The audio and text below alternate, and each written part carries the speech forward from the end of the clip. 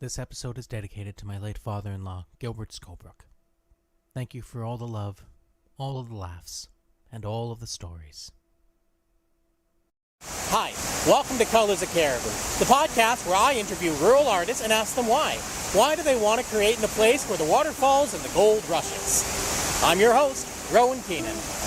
I'm on the Cariboo Wagon Trail right now, the main route settlers took to what was, in the 1860s, the most important place in the world, Barkerville, BC.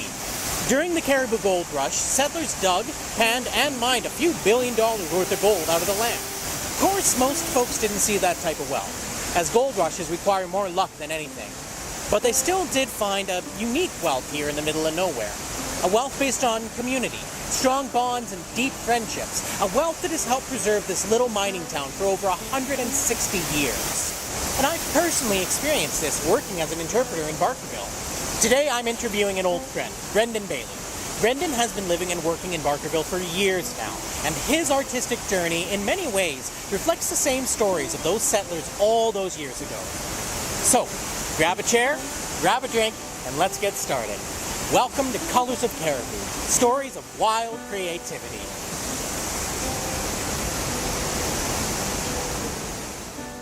Today's episode is filmed on the traditional, unceded territory of the Takal peoples, specifically the Latako Dene Nation.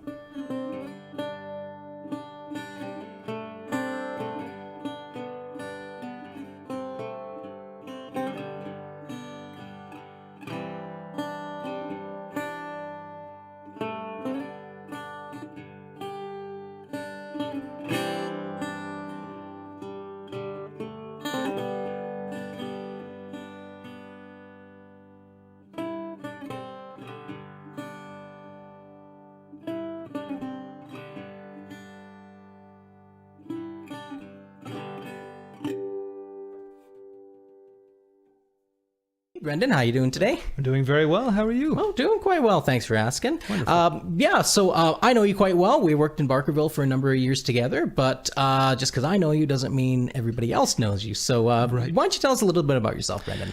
Okay. My name is Brendan Bailey, as Rowan mentioned. Thank you for having me. It's a pleasure to be here. And I am involved in a number of aspects of our community, but I moved out here to Wells, British Columbia in 2016 to work in Barkerville Historic Town and Park. And I worked there previously in the early 2010s as well.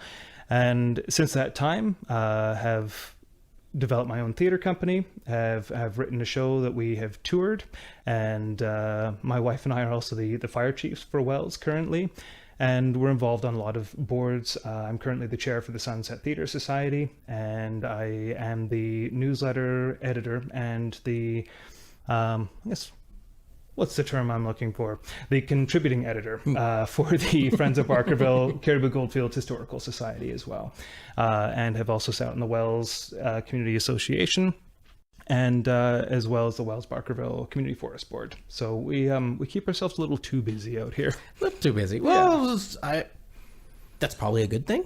It can be. It can be. Absolutely. Well, there's not as much hustle and bustle out here. So, because Wells is an hour outside of Quesnel, which is itself kind of a remote community. And if you think of a rural remote community, Wells is kind of the picturesque version of that. Oh, truly. Yeah. Truly. Because there's only about... is it about 300 people here at the height of the year? Or? At the height, yeah. When the mine is in full operation, we will see closer to about 500, but that's a circulating population of camp employees and whatnot. When Arts Wells takes place in the summer on the August long weekend, we can see up to 2,500 to 5,000 people here over that weekend as well. In terms of full-time residents, I think we are officially 218 people right now. Yeah. See, very small community. Absolutely. And of course, you've got Barkerville right next side, which is the historic gold rush town, kind of what was the... I don't want to say it was like one of the linchpoints or the linchpins of BC, but it was pretty important to BC's formation as a colony and then later a province. I'd say calling it the linchpin is actually a fair assessment. Absolutely. some of the people who were involved in the Confederation of Canada lived in Barkerville and were advocates there. Names are escaping me at the moment. But yes, Barkerville was critical in the development of BC being brought into Confederation with Canada. And nowadays, it's an amazing historic gold rush site. And Wells itself because Wells itself was also a mining town in the 1930s and kind of changed. It's still a mining town, but it's also kind of changed into a bit of an arts community, hasn't it? Oh, truly. Yeah. Truly. Yeah. The culture here is quite incredible. Yeah. So for yourself, was that art community, was that kind of the draw that brought you to Wells and Barkerville here? That was a huge part of it. Absolutely. I love the history too.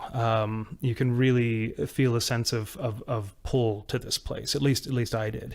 But the artistic community was kind of the cherry on the top for sure. You were born and raised on the coast, right? Yeah, I was born on Vancouver Island and studied in Victoria, and then I spent a few years in Ottawa, actually working for a theatre company out there, and then I moved to Vancouver and then wound up here. Yeah, you've kind of been all over the place, so you've got a good taste of what it was like to be in a bigger city center doing arts and trying to make a living like that, and then coming to a smaller place here. And judging by your resume there, I'm just going to call it a resume. Sure.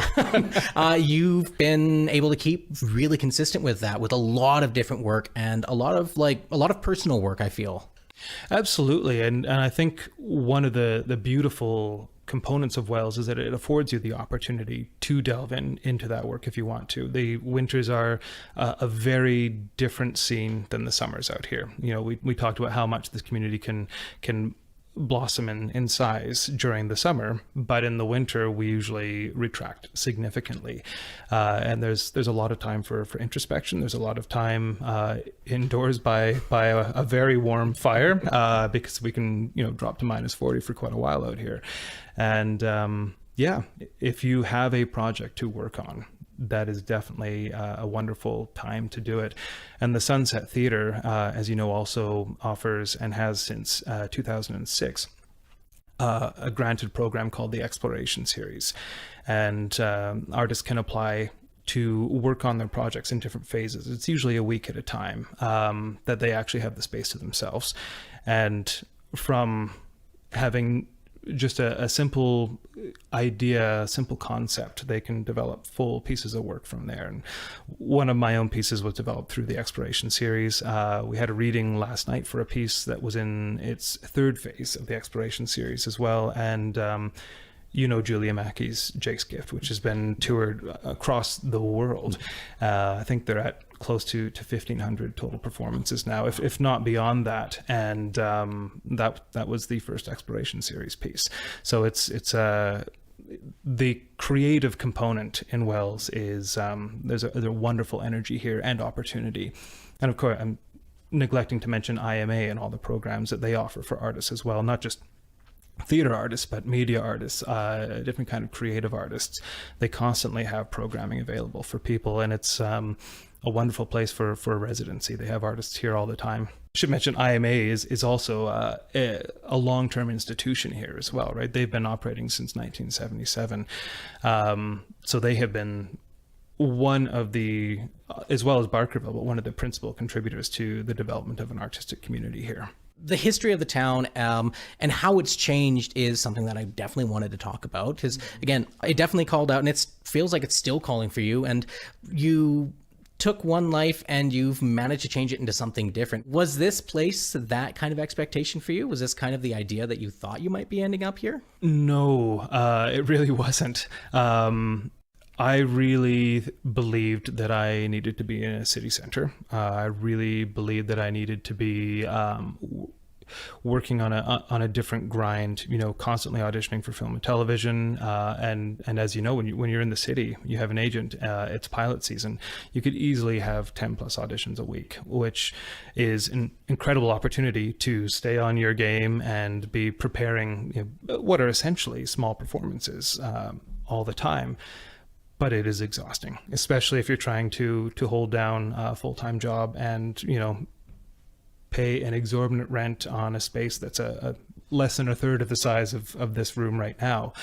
So affordability was a major wall, a major blockade to staying in the city. And I always loved Barkerville, and Barkerville always aligned with my ideals and how I was raised and what I looked for in creativity and inspiration. But I didn't really know that till I came up here. Yeah, so much of my falling in love with this community and feeling that pull had to do with adapting to this community and adjusting my expectations, and then working towards excellent opportunities through doing that. And yeah, those expectations, like, yeah, you're saying that, and I'm like, yep, I had the exact same thing. It wasn't until I started doing more stuff outside of like the conservatory programs and my university education. I guess it wasn't until I started getting into the real world where I was able to be like, I want to be able to create my own stuff. I want to be able to have more influence on there, because at least for me, there was something shifting in how I approach theater that I didn't, and quite honestly still don't really have a firm grasp of what that is within myself. And I think being in a place like this helped, like, I know it helped change my mind for that. And for yourself too, I feel like, because of all of the work you've been doing, all of the personal stuff, like you've done poetry, you're a musician, you're an actor, you're a writer, you're a performer, you're a dramaturg, you're all of these other things. And that's just in your artistic lifestyle. Like outside of that, you are gathering all of these different experiences, and you're finding a way to, I think eventually you'll find a way to express that. I expect a fire chief play from you soon, or something like that. It will definitely happen once we get the confidentiality for first responders out of the way. Yeah, I absolutely hear what you're saying, and I agree. I think one of the big things about conservatory training, especially when we were there, we were at the tail end of a time where the guild training was really funneling towards professional theater at all times. And the definition of professional theater was like Stratford or Broadway or touring Broadway productions. That has shifted as technology has shifted. And one of the greatest pieces of advice we had in a workshop in college, I attended the Canadian College of Performing Arts, and this actor who came in, who worked all the time. They were booking all the time. They were constantly like one of the Belfry Theatre's principal performing artists on the roster. And he said, you need to create your own work, because there's always a high point where there's a tremendous amount of demand and you will be working all the time. And then people get tired of seeing your face. Even if you're a chameleon, people get tired of seeing your face. So you need to start creating your own work. Again, I'm paraphrasing how he phrased it, but it really struck with me. And I thought, okay, we're trained to, particularly as actors, to fill someone else's story all the time. And the concept of choosing to create our own stories and tell our own stories, I think was a powerful shift in thought, and it was a powerful sense of being given permission to do that. And yeah, a gift, truly a gift, because yes, we shouldn't have to fit into these confines, even within an industry that often challenges society's expectations and holds a mirror up to where society is at that point. That can still become very conformative. And to be able to break those confines and be creative within that is really a powerful transition, and it's a gift to all artists. Creating your own work is hard, and it's incredibly vulnerable. And I think that's why a lot of people don't do it, because they also don't necessarily value their own story. But everybody's story is important. That's the whole point of theater. We are studying relationships, and it helps us gain a better breadth of what humanity is, particularly at that time. So creating your own work gives you the opportunity, one, to create work for yourself, then of course you become your own business. So you then have to market your work, which becomes a whole other industry unto itself, and a major task load. You're creating opportunities for other people too. A lot of people think of creating their own work as creating a one-person play. And I love Fringe. I love that you have 60 minutes to tell a story. You could have a lot of people. Most people, for touring purposes, keep it to 1 or 2 people in their plays.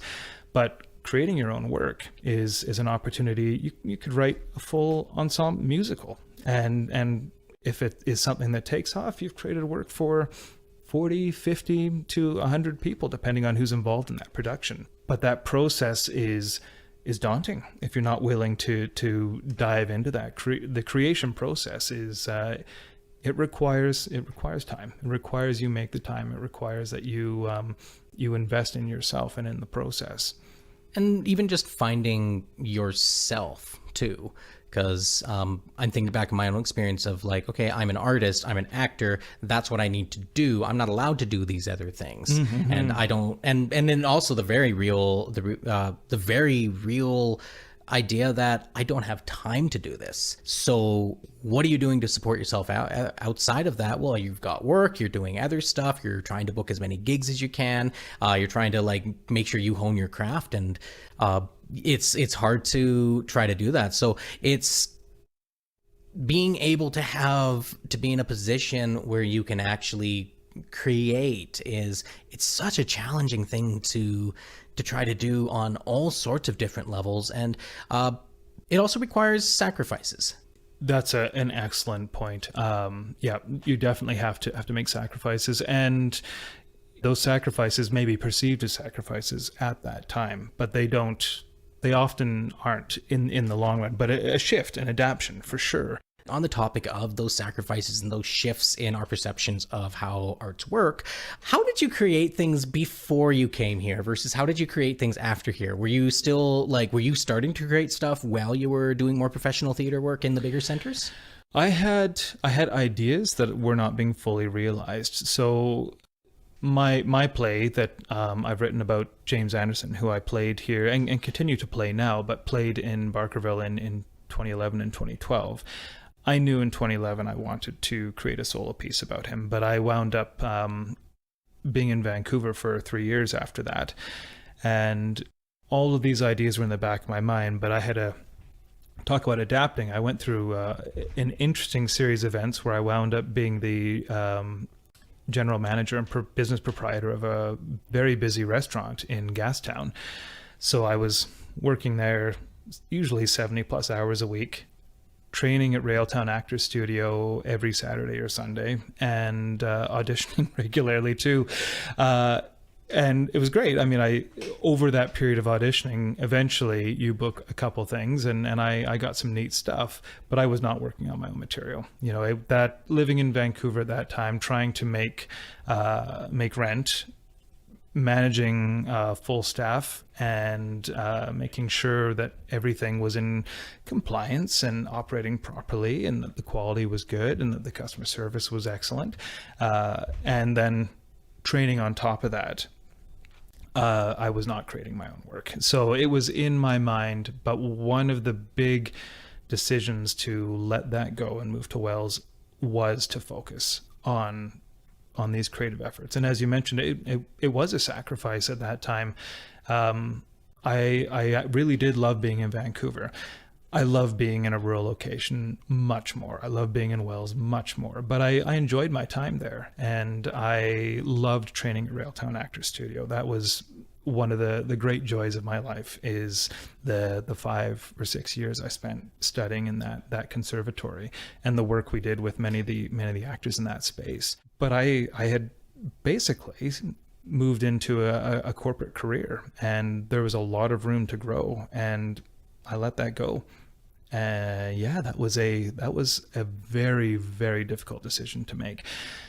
Difficult because I was resisting what I already knew. I knew I needed to come to Wells. I fell in love with Wells years before that. At the point I made that decision, my family knew I needed to come back and be in Barkerville and Wells, and they would tease me about it.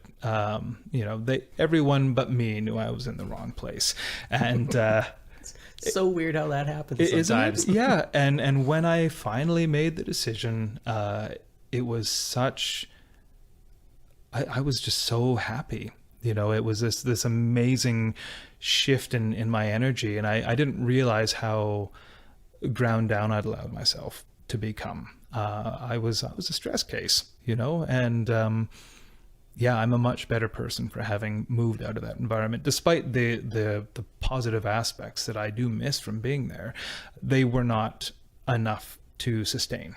You know, if those aspects moved up here, my God, it would just be absolutely perfect. And we have a lot of those aspects up here. And so much like comes from every experience we have. One thing that I've always thought about is, and that's been very important to my perceptions of art and being an actor, is I want experiences. I always feel weird when it's like, okay, I need to be a 40-year-old lawyer who's lost everything, and you know, they had a family, they had all that stuff, and I'm not one into like method acting per se, but I feel that I want to come to these things from as much authenticity as I can do that. Absolutely. And I think there is a great honor in playing host to a character. And like you said, you're using your own experiences for that. And there are ways to do that. And there are obviously many differing opinions about how to approach performing. But there are ways, if you're using or drawing from your own life experience, can be healthy, and there are ways you can do that can be incredibly unhealthy too, which is why training and understanding, having a great sense of self is so critical. Yes. I think to the actor. I say actor genderless as well, yeah. Just to clarify that. But Uta Hagen mentions this as well, that any actor requires more than just talent. So obviously you need to have a degree of an instinctual understanding of how to communicate and perform. And some people just have that, you know, they're from the time that they're wee ones, they are performing for people. And that can be taught as well. But to come to it with talent is an excellent start. But so many artists, particularly younger artists, think the talent is all they need. They've got their talent and they're set for life. And that you need the discipline, you need the training. And one of the things Hagen speaks about in her writings is you need to experience life. That is a critical component of performance. And I love that you've drawn attention to that. And not just experience life in terms of like, oh, I have to go and do everything I possibly can, or I'll never be able to understand this character's experience. As you mentioned, it doesn't have to be method. You don't have to go and work in a coal mine to understand what it's like to be a coal miner. But you can have associative experiences. And if you are well-read, if you have the opportunity to be well-traveled, even if it's just in your region, if you take time to taste something you're drinking, if it's a craft beer or a wine, or you know, even a lovely juice or a tea or good coffee, if you have time to understand those sensations and how they feel for you, same with eating a meal, anything from fine dining to something you've thrown together quickly at home. Tasting, smelling, touching, feeling, experiencing your senses, and doing that regularly. A lot of people don't realize that is the root of the work. That's the practice. And if you can do that, you're in such a better position to transition forward. I'm again losing our thought here. Hey, we're going on all sorts of different thoughts, and that's what we're here for. But the point of life experience, getting to allowing the actor to have a full breadth. I think that's one of the most beautiful pieces of acting is you learn more about yourself by getting to experience someone else's experience. And in drama, you're often dealing with those, well, even in comedy, actually, you're often dealing with those people's stresses or traumas or whatnot. But you can do that safely and not have to have that in your own life, which is a really great way to learn some things about yourself. And if you do have aspects of that in your life that you can draw on to widen a character's realism, that's a beautiful thing too. And I say that, you know, people are probably listening going, Trauma? What do you mean by that? Everything in life is traumatic. We go through birth to start our lives. Birth is the most traumatic thing you could possibly experience. So when I mention trauma, I just mean components of being alive. We are living in a world that is as beautiful as it is cruel, and we need to have an understanding of all aspects. There's a yin and the yang. There's the good with what we perceive to be the bad. Universally it may not be the bad, but it's all part and parcel, all balance. What would you say has been one of those character experiences, if you're willing to share? Like, if there has been that moment where you've learned something a lot about yourself because of something someone you've portrayed or somebody you've written about. Mm-hmm. So this is going to sound a little unnerving, but I'll explain why. I had the opportunity to play a historical character named Charlie Starkweather. He was a 1950s serial killer. He and his partner, who was, I believe, only 14 at the time, Carol Ann Fugate, and he and Carol have been the archetypes for a lot of Stephen King's characters. They are the basis of Natural Born Killers. That film is based off of them, and they've become perceived almost like a Bonnie and Clyde, in the sense that they have this incredible relationship and there was this passion, and were they really cold-hearted killers, or were they in a situation where they had to kill? And this musical is called Love Kills, and it really explored their romantic relationship. It also really explored Charlie's psychology, and I didn't like him. I liked playing him. It was fun to be able to go into this environment and look at this kid in the 50s who was a bully turned bully, and who wound up getting a taste for blood and really liked it, and was very manipulative, was a very dangerous person. And it was quite a fascinating experience to have to go to those places, and fun to play. He was also, in the way we portrayed him in the musical, the way it's written, he's a very whiny, needy fellow.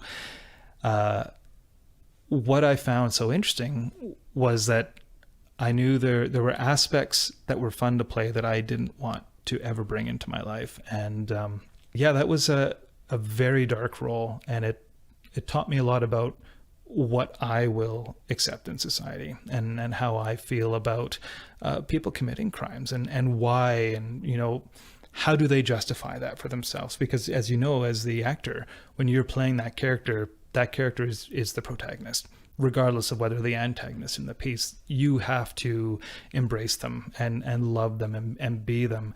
And it was hard to do that with Charlie.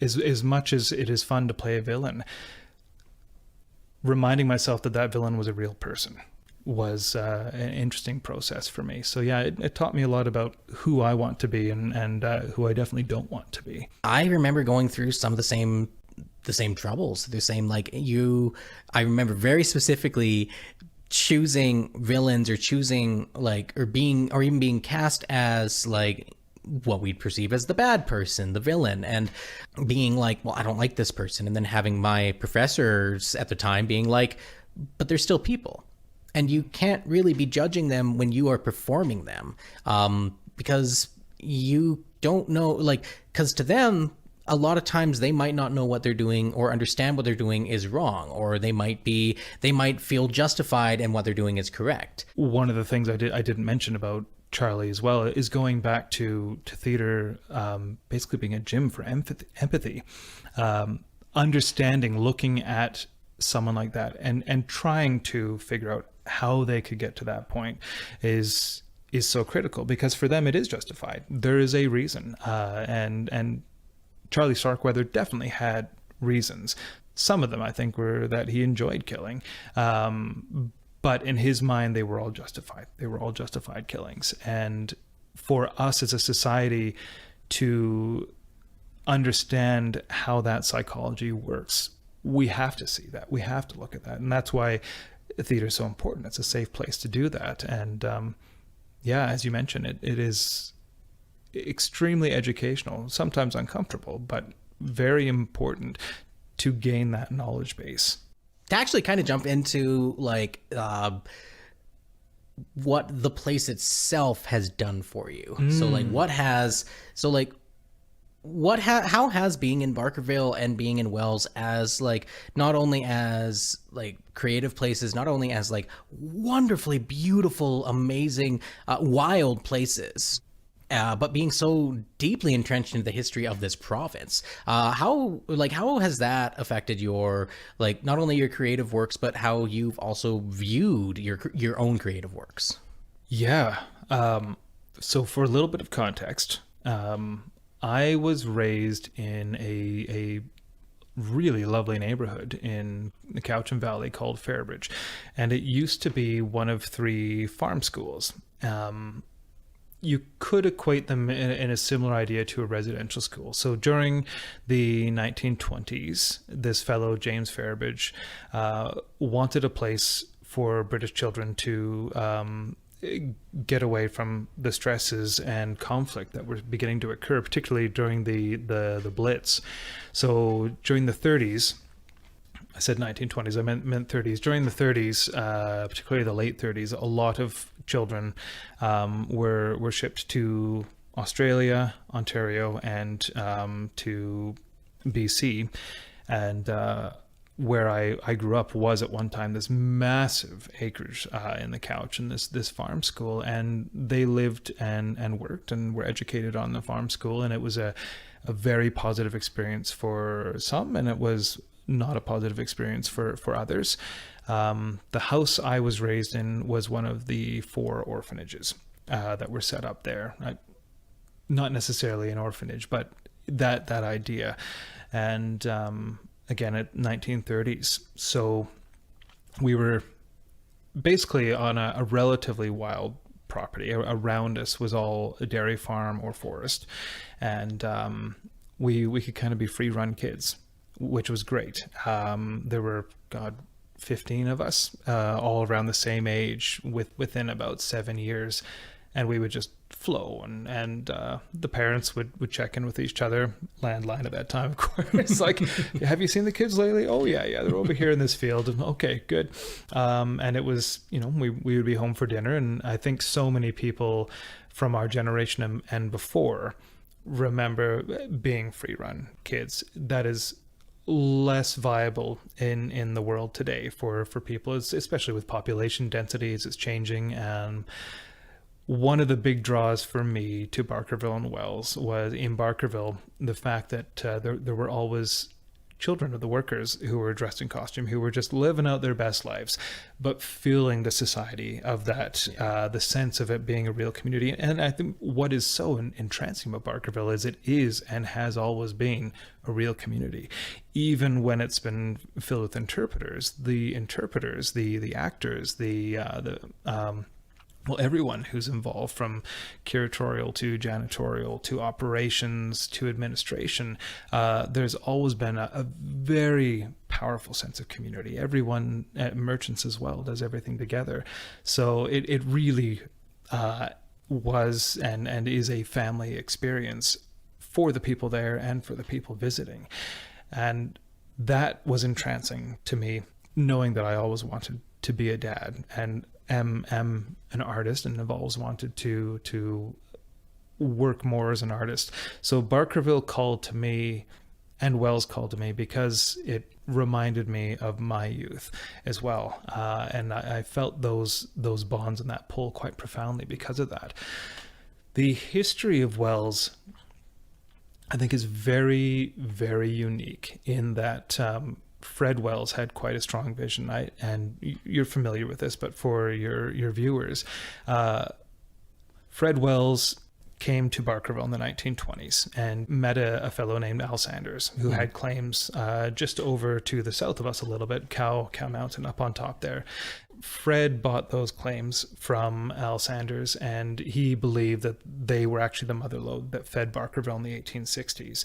And no one believed him. Well, some people believed him, but the government officials did not believe him, and he proved them wrong.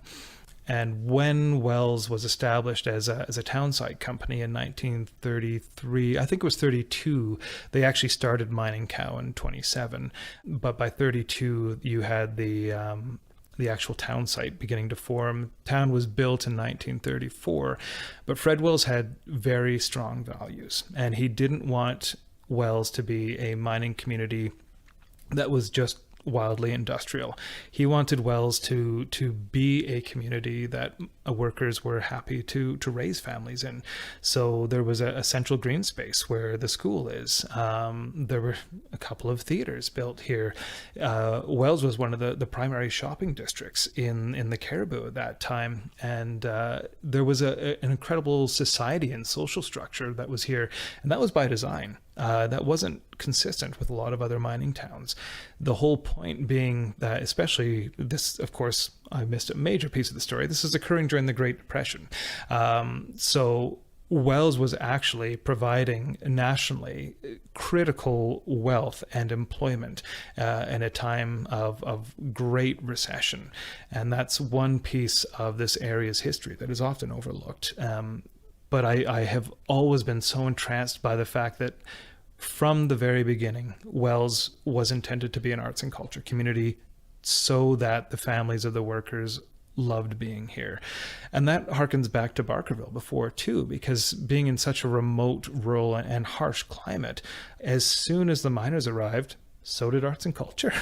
The Cariboo Amateur Dramatic Association, before that, the Glee Club, the Literary Association, all of these different groups, even the Masons and the Chinese Masons, all of these societies came with people because you're bringing a piece of home, but it's so hard. You need that. We referenced it before, the escapism, the engagement, something to inspire you, and that's what I fell in love with. Was there is so much support for artists here. It's still an industrial town, but the industry is paired with the tourism industry, which is paired with the arts and cultures industry, and those are really that's the triumvirate here. We're seeing more logging out here again too, but principally mining historically and present day.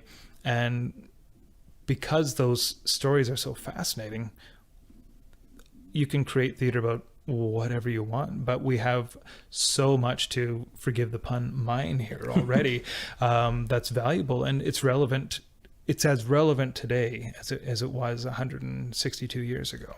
And those stories, I feel, are important. And one thing that I felt Barkerville, or like the history of Barkerville and the history of Wells, really exemplifies is the story of the individual. Mm-hmm. Absolutely. We keep those people alive, and we tell those stories.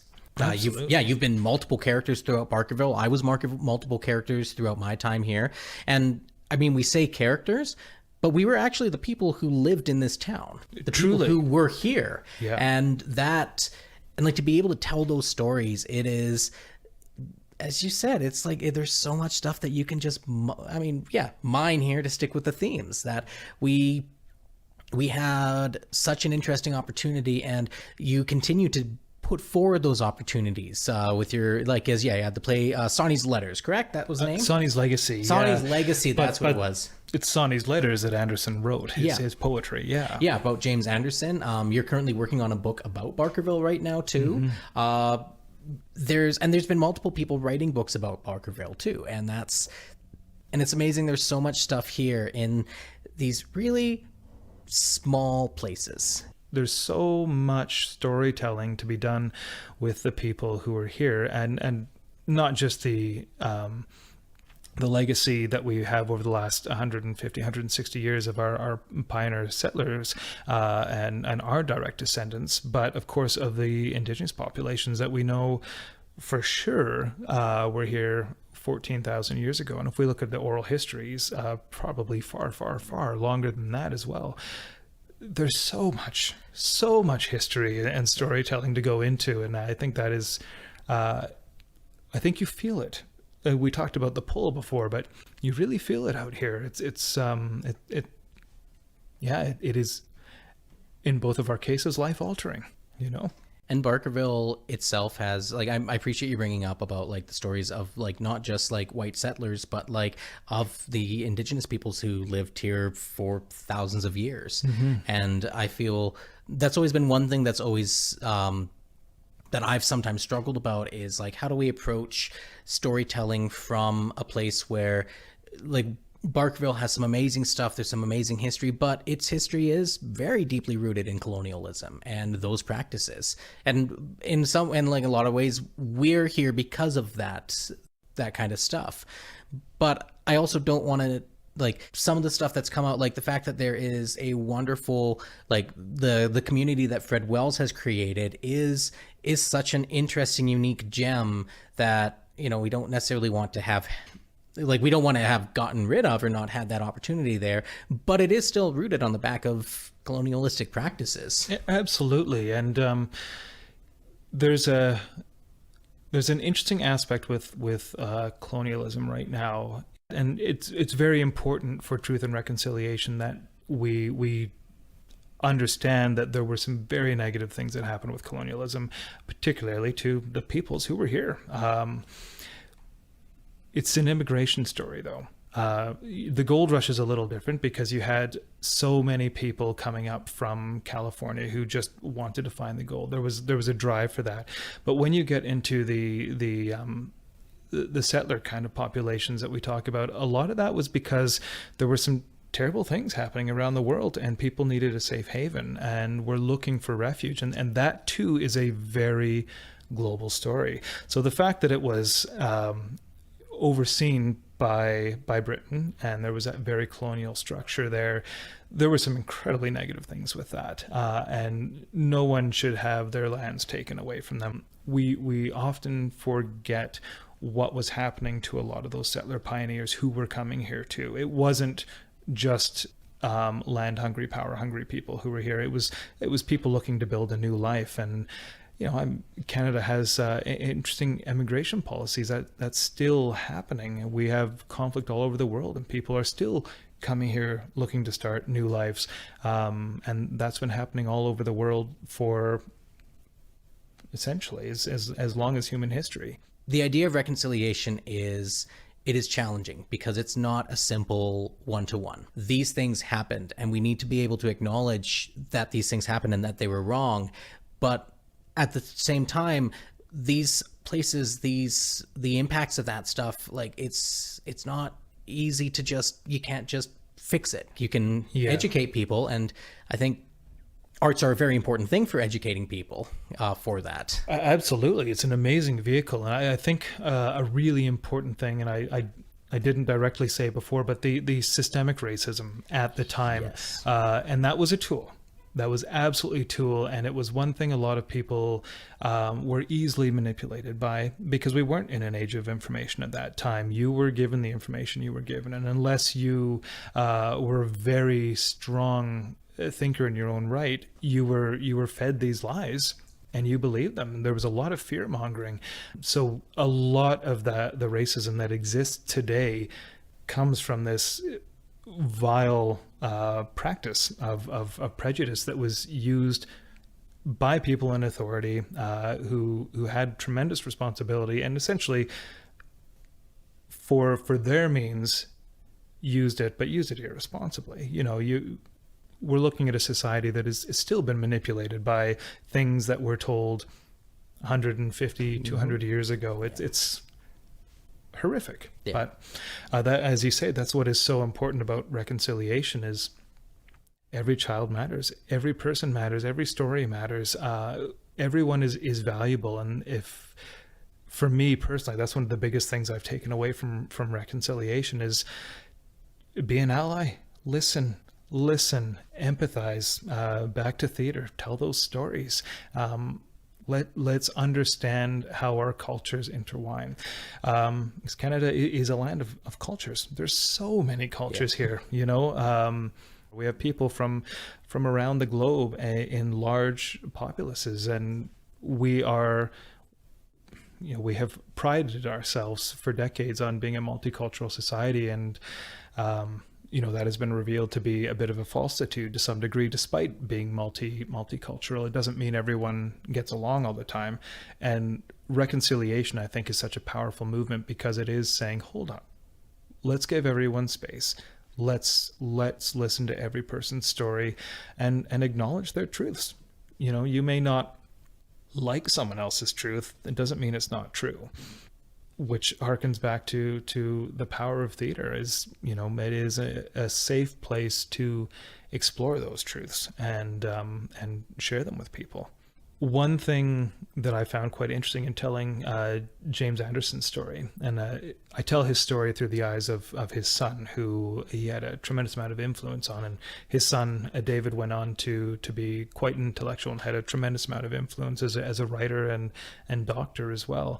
But looking at the society of the Cariboo at that time and the people who were here, and I wound up and was very grateful for it, working with a number of consultants. And the biggest thing that I looked at in the script and that they agreed with, I was very grateful for, was being honest about what society was like at that time and why. Because in order to educate people, we can't really gloss over or revise what history was like. We need to explain how far we've come by looking at it that way, and that helps us understand how far we still have to go, and we have a long way to go.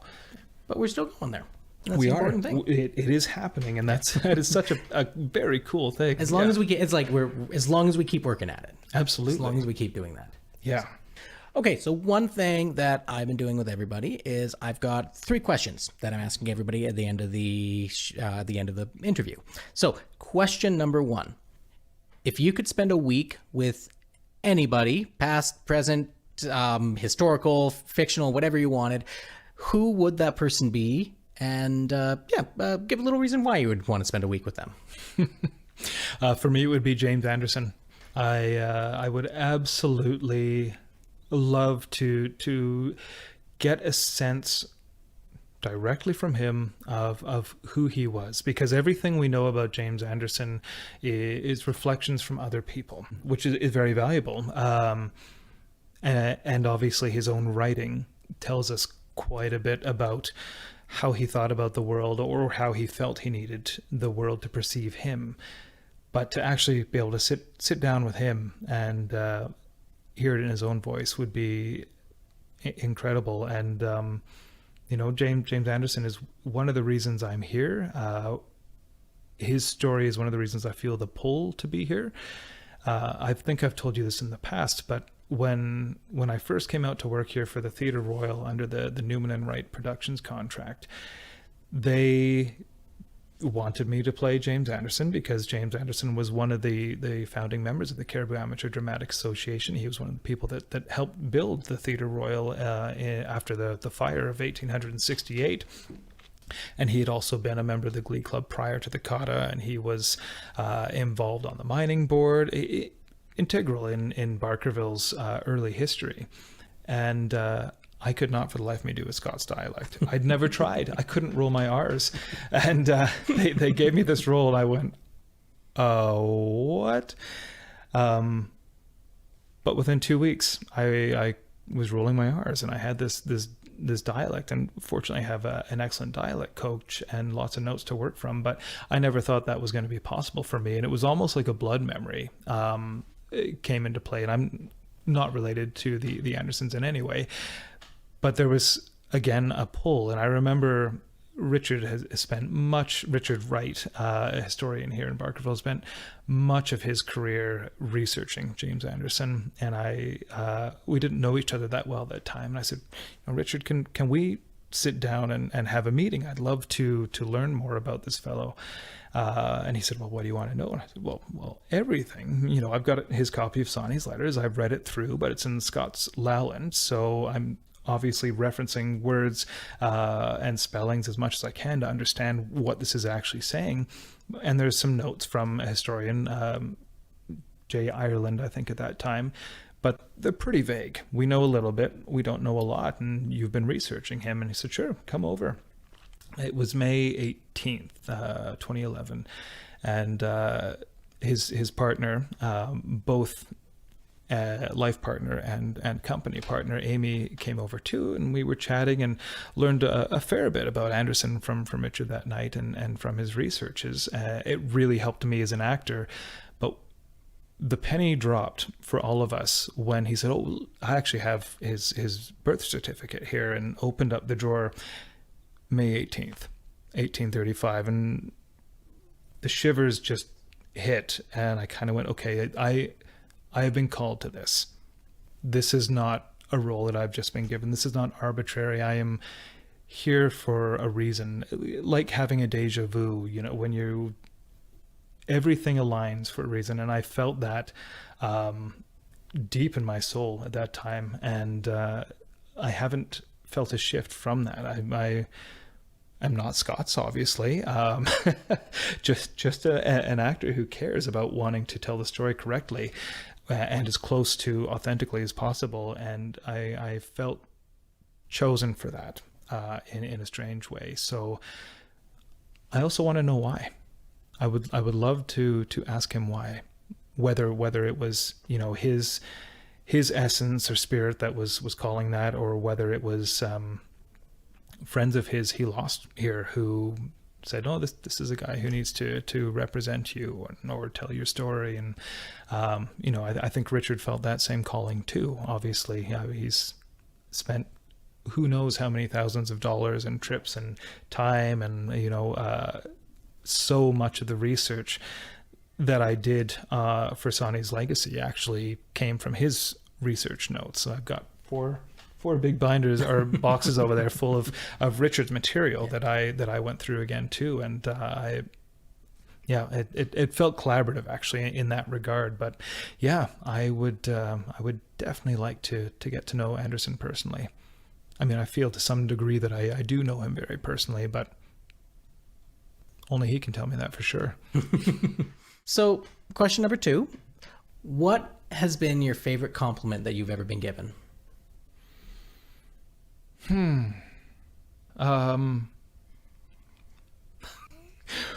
Wow, that's an interesting thing. The one that is coming to mind right now is, and I think it's coming to my mind because I'm looking at this space that has been curated to write this book about Barkerville, about Barkerville's museum history. It was from a fellow I interviewed who came back to me with questions later on because he felt that I was so thorough, and that if I had shared information, it had been as researched as could be possible at the time. And given that certainly my aim is as a researcher, as a storyteller, as an interpreter, as you know, when we are interpreting Barkerville, you said it before, we are playing characters, but they are not characters. They are real people. These are people that walk those same streets, but many of those buildings are still standing. They spent time in those buildings, helped construct some of them. Their lives were there, and you can feel that. There's a great honor to step in their shoes, and a great responsibility to bring them to life in a responsible manner, as authentically as possible, with some shifts, of course, in understanding society has changed in that time, and they may have been under certain prejudices that were systemic, but that is outside of who they were as people in their societies. And I think an attention to detail, specificity to detail, really intense, thorough research is critical. So yeah, in everything that I, even as a fire chief, that's a volunteer department, but there is so much legislation, so much regulatory compliance oversight, so much training. You can't afford to not be thorough. So that meant a lot to me, that someone noticed that attention to detail. There's an effort to do it, but Oh, it takes a lot of effort to be thorough, but Yeah. but it shows in the work and it shows in everything. So the last question, which I think you've actually touched upon already, what's the best advice that you've ever been given, or the advice that you wish you had been given? Yeah. Well, I definitely think when we were talking about creating your own work, that's certainly an aspect of that. It sounds so cliche, but I think following your heart is critical. But it's important to understand that in following your heart, you need to understand the difference between what can be harmful and what cannot be harmful. Following your heart doesn't necessarily mean engaging a vice or an addiction. And I don't mean that necessarily as a substance. That can be things we're drawn to in our lives that can be very, very negative for us. But I think if you were pulled to something, you need to explore that. You need to understand why. And the reason I say that is if you don't explore that in a safe manner, if you don't explore that, you're always going to ask the question, why was that so important to me? And you may find upon exploration that it's not, or maybe it was in a different iteration of yourself, which I think harkens back to being given permission to create your own work being so important, because that is part of that exploration. You can spend years on a project and get to the end of it and go, oh, okay, I don't need to share this with anyone. I just figured something else about myself by doing this, and good. Okay, on to the next thing, right? And those are the steps to growth, the ladders to growth. And it too has been on my mind a lot recently, is learning is uncomfortable. Learning is hard, and again, it's vulnerable, because you're going to feel stupid in the process, but you're going to come out being enriched by it.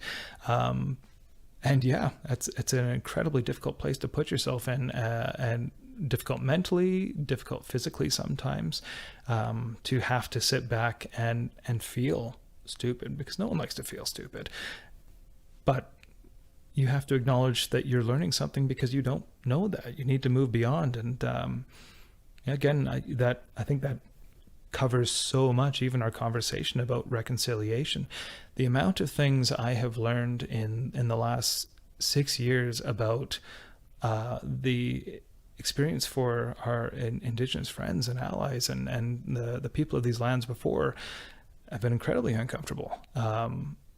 But I have learned so much, and I feel I can be a better ally, a better friend, a better advocate, and a better person, a better member of society for having been educated.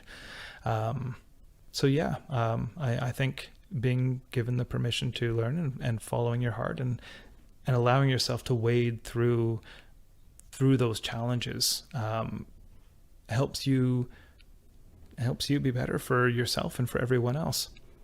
So I will take that and tell everyone to say that Brendan Bailey has given us all permission to do that. Create your own work. Do everything. Start with 15 minutes a day. Yeah.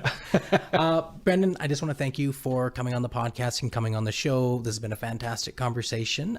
Before we go, we've talked a little bit about some of the projects you have. Is there anything else you've got in the works that you're currently working on?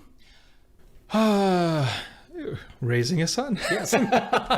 The biggest challenge that we can face, and probably one of the most rewarding too. I think. Yeah, and you are well in the throes of parenthood yourself, yes. And we are delighted with the new addition to our family, and it's. Aside from that, we're plugging away on the book, and hopefully we'll start touring Sonny's Legacy again in the future. But that's it for me. It's been an honor to be here today and to have a conversation with an old friend. It's a beautiful thing. Thank you for having me. It's a very beautiful thing. Thank you, Brendan, and thank you everybody for watching and listening. And we'll see you next time. Thanks a lot. And And scene. Scene. All right, now we can hate each other. Thanks for joining me on another episode of the podcast. Brendan is a fantastic friend, an insightful artist, and dedicated researcher to the history of the Cariboo-Chilcotin. Our conversation reminded me of so much why I wanted to do this project in the first place. To not only be able to tell the stories of the artists who call this place home, but to keep looking and keep talking to as many people who will let me. Hope to see you in the next episode. Take care now.